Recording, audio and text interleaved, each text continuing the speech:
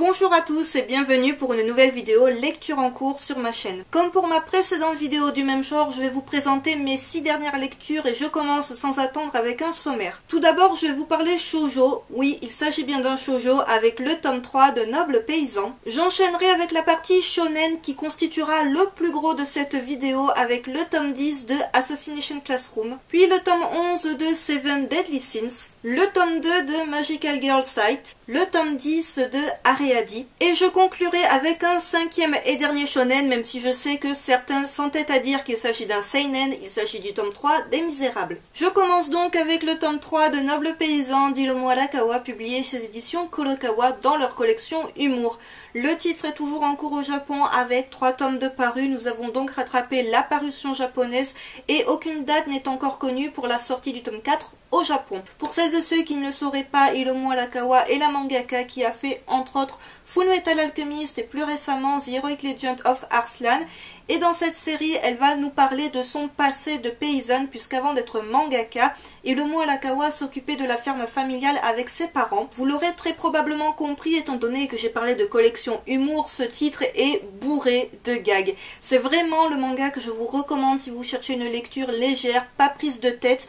Au niveau du découpage, ça se présente comme ceci, c'est-à-dire des mini-chapitres, des anecdotes tout simplement de l'auteur sur son passé de paysanne, sur les a priori, les préjugés que l'on peut avoir à propos des paysans et le dur travail que cela représentait. Ce titre est vraiment de toute beauté. Déjà, on a quelques pages couleurs sur papier glacé qui sont vraiment super belles. Vous l'avez probablement vu, mais le format est plus grand qu'un manga tout simple. Je vous le présente à côté de Assassination Classroom. Vous vous rendez bien compte de la différence de format. Ensuite, au niveau de la 4e de couverture, je ne sais pas si vous verrez bien, si mon appareil va faire ou pas un focus, mais au niveau du code barre, à chaque fois vous avez une petite phrase humoristique et là il y a marqué « à consommer de préférence avant votre voisin de droite ». Donc voilà, la couverture est juste top. Par contre, au niveau du prix, c'est un tout petit peu cher puisque les tomes sont vendus au prix de 9,10 € et que comme vous l'aurez remarqué, ils sont hyper fins. Mais si, comme moi, vous êtes fan de cette mangaka ou si vous aimez voir un petit peu l'envers du décor tout simplement d'un métier, donc elle parle un petit peu de son métier de mangaka, ce qui là encore est intéressant, ça peut être une œuvre intéressante, mais c'est tout de même un sacré budget. Je continue en vous parlant du tome 10 d'Assassination Classroom de Yusei Matsui, publié chez éditions Kana. Le titre est toujours en cours au Japon avec déjà 16 tomes de parus. Le tome 11 est prévu en France pour le 8 janvier. Donc je m'arrête quelques instants sur la couverture qui est vraiment très flashy. Donc les couvertures d'Assassination Classroom se présentent toutes comme cela, mais celle-ci est particulièrement colorée. Les élèves de la classe E continuent d'apprendre des techniques pour essayer d'assassiner Kuro Sensei. Ils font quelques tentatives, mais celles-ci sont tout aussi foireuses les unes que les autres. On en apprend un peu plus sur le personnage de Itona qui revient en force. On en apprend notamment plus sur les tentacules qu'il a sur la tête et pourquoi il est aussi méchant. Donc je vous laisse découvrir cela si vous n'êtes pas à jour niveau lecture ou si vous commencez à peine la série. Ce que je retiens de ce tome 10, c'est que l'on apprend le point faible de Kuro Sensei, ce qui n'est pas rien.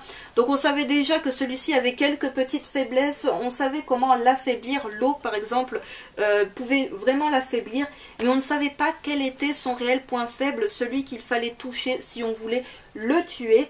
Donc à présent que les élèves ont cette information qui est assez cruciale, on peut imaginer que l'assassinat pourrait arriver sous peu, mais vu le nombre de tomes et vu le succès de la série, je pense que ça va durer encore un petit moment. Et une dernière petite illustration bourrée d'humour, ça c'est Kuro Sensei qui boude. Vous l'aurez compris, j'ai vraiment beaucoup apprécié ma lecture de ce tome 10. La série me plaît toujours autant, même si je vais commencer à décrocher vers les premiers tomes. Un shonen que je vous recommande si vous ne l'avez toujours pas commencé. J'enchaîne en vous présentant le tome 11 de Seven Deadly Sins de Nakaba Suzuki, publié chez l'édition Pika. Le titre est toujours en cours au Japon avec déjà 17 tomes de parus et le tome 12 est prévu en France pour le 2 décembre. Et je kiffe quand il y a un voisin à la fenêtre d'en face qui me regarde et qui se demande qu'est-ce qu'elle fait cette folle avec une caméra et des livres à la main. Voilà. Putain mais je vous jure il me stresse. Allô ? Merci. Ce que je retiens de ce tome 11, c'est l'arrivée d'un ancien membre des Seven Deadly Sins. Comme vous le savez peut-être, on découvre les membres vraiment petit à petit.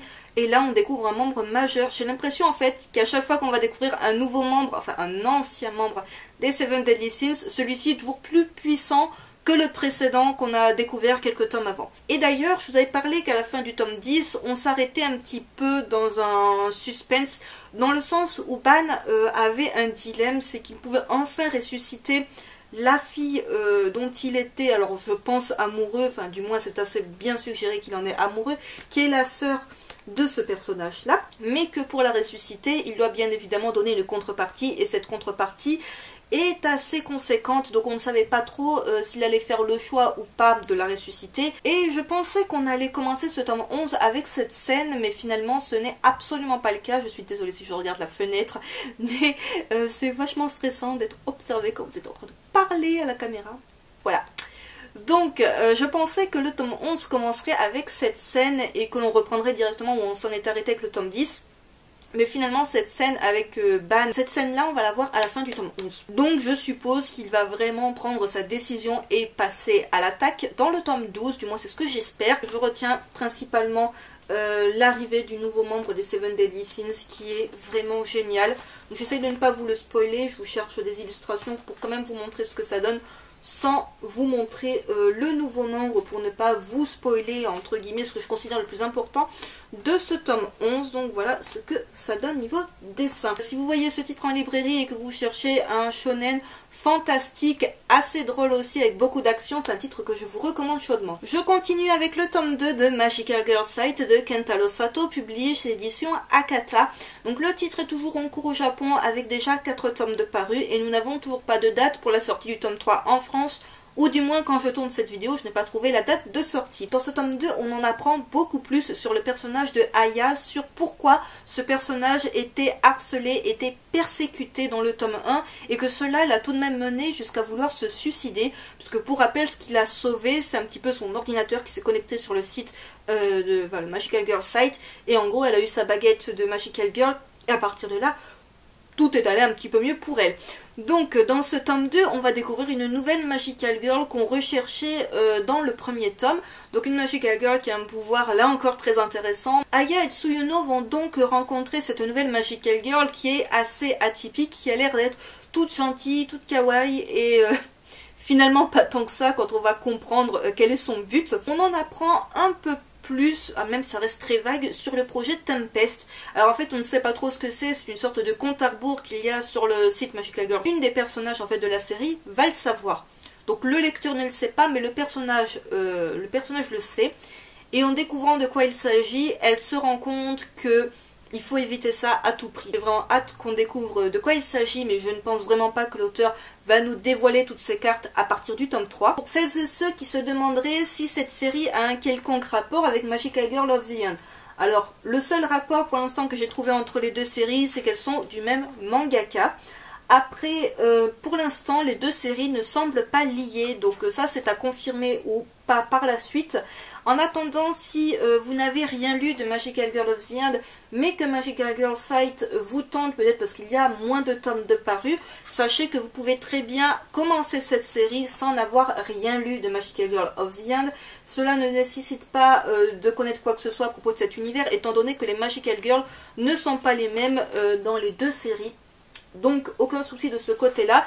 Et pour celles et ceux qui auraient déjà commencé Magical Girl of the End et qui sont fans du travail de l'auteur, même si Magical Girl Side, je dois bien l'avouer, est un petit peu moins sombre, un petit peu moins gore, puisqu'il faut bien rappeler que Magical Girl of the End est dans la collection What the Fuck d'Akata, et ce n'est pas pour rien.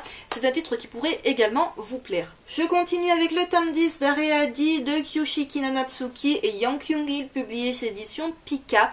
Donc la série est toujours en cours au Japon avec déjà 12 tomes de parus. Le tome 11 est prévu pour le 2 décembre et le tome 12 pour le 3 février. Et je me rends compte que dans cette vidéo, je ne vous aurai présenté que des séries en cours. Je m'en excuse. Donc ce tome 10 d'Areadi, je l'attendais vraiment beaucoup pour une raison très futile. Sa couverture, vraiment sublime. Et encore, je ne sais pas si la couverture du tome 11 ne va pas la détrôner, puisque j'ai eu l'occasion d'aller la regarder là encore sur le site de Manga News, et j'ai trouvé la couverture du tome 11 vachement sympa. Donc sur la couverture du tome 10, on voit le personnage de All Eye, et j'étais persuadée, vu la fin du tome 9, et vu qu'on le voit sur la couverture du tome 10, qu'il allait avoir une grande importance dans la suite de l'histoire. Et finalement, non. Alors en fait, dans ce tome 10, on va surtout se concentrer sur 4 principalement 3, mais on va dire 4 des sbires de All Eye qui vont s'en prendre à Jin. Alors je fais un petit résumé rapide des événements précédents. Jin et ses amis ont commencé à libérer les otages, qui étaient en fait les familles des gardiens de l'Ariadi. Ça ne plaît pas à All Eye du tout que les otages soient ainsi et aussi facilement libérés. All Eye, comme on l'avait vu à la fin du tome 9, il est super vénère. Puisqu'à la fin du tome 9, il apprenait que, désolé, hein, les otages se sont un petit peu été libérés. Donc là, il rentrait dans une colère noire, on se disait, ouh, dans le tome 10, il va fracasser tout le monde. Et puis non, finalement, au début du tome 10, il continue de s'énerver, genre c'est pas possible, tout son plan est en train de lui échapper. Mais il va se contenter, on va dire, d'envoyer ses sbires faire le sale boulot et lui va rester en retrait. Donc on se doute, enfin, je me doute que ce personnage aura une importance capitale pour la suite de l'histoire, mais pour l'instant, même s'il a l'air de contrôler tout à distance, il reste très à distance de l'action, parce que pour l'instant, même si on sait qu'il a un pouvoir conséquent, un pouvoir très sanglant d'ailleurs, c'est du genre un peu violent comme mec, et bien finalement on en sait très peu à propos de ce personnage qui reste très énigmatique avec sa tête de hibou. Comme d'habitude, le manga s'ouvre sur une page couleur vraiment de toute beauté. Côté Kara Design, enfin voilà, vraiment rien à dire pour Ariadi, c'est vraiment des dessins de dingue. Donc on en apprend finalement peu à propos des autres personnages. On va vraiment se concentrer sur les combats qu'il y a avec les fameux sbires de All Eye, dont une que j'apprécie tout particulièrement. Donc je vous cherche illustration pour vous montrer de qui il s'agit. Donc là déjà on a All Eye genre méga vénère. N'a-t-elle pas trop la classe? Voilà, c'est vraiment ma sbire préférée dans ce tome. Alors après les autres personnages sont tout aussi badass, mais c'est vraiment celle que j'ai le plus retenue, même si son pouvoir finalement a des limites. Enfin, ils ont tous une faille dans leur pouvoir, il suffit de la trouver et c'est bon, pouvoir totalement inutile. Donc voilà, un très bon tome, une série que je vous recommande si encore une fois vous hésitez à la commencer, même si je sais que malheureusement il y a déjà pas mal de tomes de parus. Si à ce moment-là de la vidéo vous remarquez une différence de cadrage, c'est tout simplement parce que mon appareil photo a encore une fois arrêté de filmer en plein milieu de la vidéo, que je ne m'en suis rendu compte qu'à la fin, c'est-à-dire quand j'avais fini de parler et que je me suis rendu compte qu'en fait je parlais dans le vide, très clairement. Donc je reprends où je m'en étais arrêtée, je vais parler super vite, je vais aller super vite, tout simplement parce que là la batterie est en train de diminuer très dangereusement. Donc on ne va pas perdre plus de temps, je vous parlais du tome 3 de la série Les Misérables de Takahiro Arai et d'après l'œuvre de Victor Hugo, publié chez l'édition Kurokawa. Le titre est toujours en cours au Japon avec déjà 6 tomes de parus et le 4e tome, il faudra être un petit peu patient puisqu'on ne l'aura que le 11 février en France. Donc Les Misérables, je vous ai déjà parlé des 2 premiers tomes dans ma vidéo Book Haul spécial Fnac de Nîmes, donc je vous y renvoie si vous voulez un avis des 2 premiers tomes, malgré ce qui est annoncé au tout début, c'est-à-dire que je vais y arriver, je suis en train de tout casser. Donc, malgré ce qui est annoncé au début du tome, c'est-à-dire qu'on devait avoir un chapitre sur Fantine, un chapitre sur Cosette, je ne suis pas trop d'accord avec ce découpage étant donné que dans ce tome 3, on va principalement se concentrer sur le personnage de Fantine. Donc Fantine, on avait déjà vu tout ce qu'elle a pu endurer, tout ce qu'elle a sacrifié pour sa fille Cosette dans les 2 premiers tomes. Et là, elle est un petit peu au bout de sa vie, que ce soit physiquement ou mentalement, elle est au bout de sa vie. Et Madeleine, alias Jean Valjean, décide d'aller chercher en catastrophe Cosette pour qu'elle puisse voir sa mère et que sa mère puisse la voir au moins avant de mourir.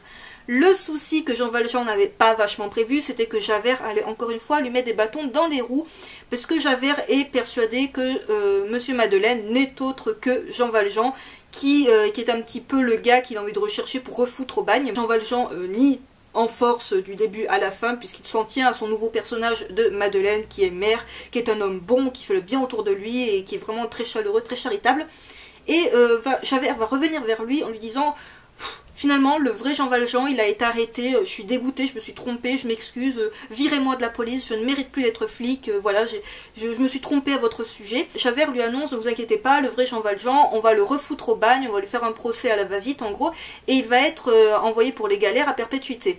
Et là, gros dilemme pour Jean Valjean. Soit il va laisser cet homme complètement innocent subir à sa place le bagne et les galères, et lui continuer sa petite vie tranquille, ou alors il fout tout en l'air ce qu'il était en train de faire, tous ses projets, tout ce qu'il a pu faire de bien, et il avoue qui il est, il se dénonce lors de ce procès, et il se fait arrêter et retour à la case départ dans laquelle il était dans le tome 1. Quoi qu'il en soit, ce choix lui coûtera beaucoup, quel que soit le choix qu'il va faire. Et à la toute fin, mais quand je dis la toute fin, c'est-à-dire la dernière page, on voit enfin Cosette. Et là je me suis dit, pourquoi parler de Fantine et Cosette, si pour que finalement Cosette, on ne la voit qu'à la dernière page. Donc j'espère bien que vu qu'on la voit à la dernière page, ça signifie qu'elle aura une importance capitale dans le tome 4. C'est ce que j'imagine du moins par la suite. Enfin, il me semble que par la suite, une fois qu'on a fini de parler de Fantine, on va parler bien évidemment de sa fille. Vous l'aurez compris, j'ai vraiment beaucoup apprécié ma lecture de ce tome 3 des Misérables. C'est une série que je vous recommande chaudement, que vous connaissiez ou pas l'œuvre originale. Et personnellement, je me demande pourquoi je ne me suis pas penchée plus tôt sur cette série. Ainsi s'achève cette vidéo lecture en cours. J'espère qu'elle vous aura plu. N'hésitez pas à me dire en commentaire ce que vous en avez pensé. Si vous avez lu certains des titres que j'ai présentés dans cette vidéo, votre avis à leur sujet. Si peut-être suite à cette vidéo, vous comptez commencer certaines des séries que j'ai présentées. Je vous retrouve très vite pour une prochaine vidéo. Bye!